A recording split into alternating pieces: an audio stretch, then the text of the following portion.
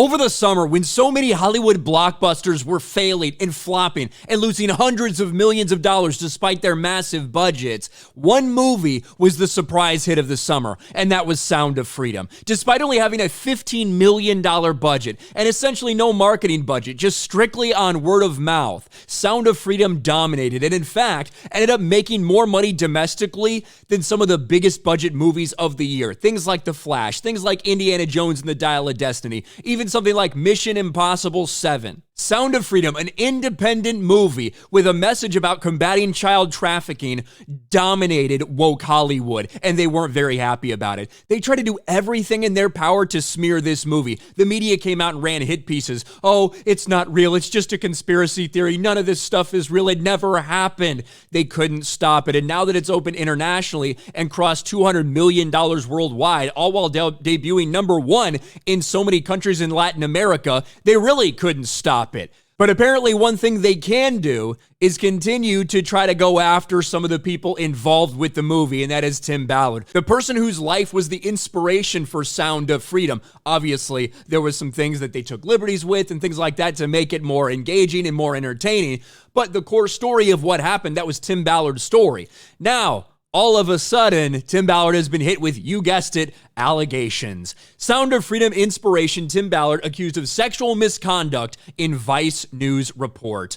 Weird how this works, right? These people, all of a sudden, they get very, very prominent and people come out of the woodwork to tell their story anonymously about them. That's not to say that there's no way this could possibly be true. I'm just saying that whenever you see things that are timed like this, it is always going to make people question the validity of what's going on here. Exactly the same case here with Tim Ballard. Tim Ballard, the real-life inspiration for the hit movie Sound of Freedom, has been accused of sexual misconduct in a report from Vice News, which cited anonymous sources saying at least 7 women, all of whom have also been granted anonymity, so anonymous sources saying these anonymous sources said this, made claims against the anti-child trafficking activist. The women believed to be at the center of the investigation have not responded to requests for comment or have declined to comment, according to Vice report. Interesting. So the news organization that's running this could not even talk to any of the people involved. Tim Ballard stepped down from his organization, Operation Underground Railroad, earlier this year following an investigation into claims anonymous sources told Vice.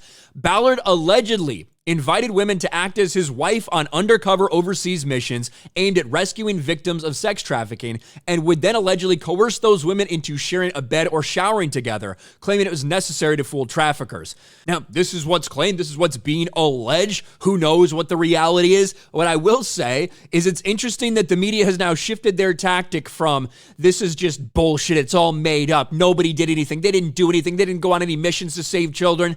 Now it's shifted to, oh, well, while on these missions, this happened. Just want to say that's interesting. Operation Underground Railroad told the outlet it retained an independent law firm to conduct a comprehensive investigation of all relevant allegations. Now, this happened right around the release of the film, and I remember seeing it when it said he stepped down or stepped away. I did think it was weird. I thought it was weird and a bad look that it would happen right at the time where all this is happening with the movie and you'd go to another organization. So obviously something was going on. This apparently was what was going on and the reason that he left. I've never met Tim Ballard. I have no idea the validity of any of this stuff. I do know it's very coincidental that after they failed to destroy the movie itself and it ended up being a massive hit, now they're going after one of the people directly involved and behind this thing. Obviously, if he did something inappropriate, that is not right at all. But the allegations also seem a little flimsier than anything we've heard in the past. Oh, hey, we have to do this because we have to blend in on this covert operation.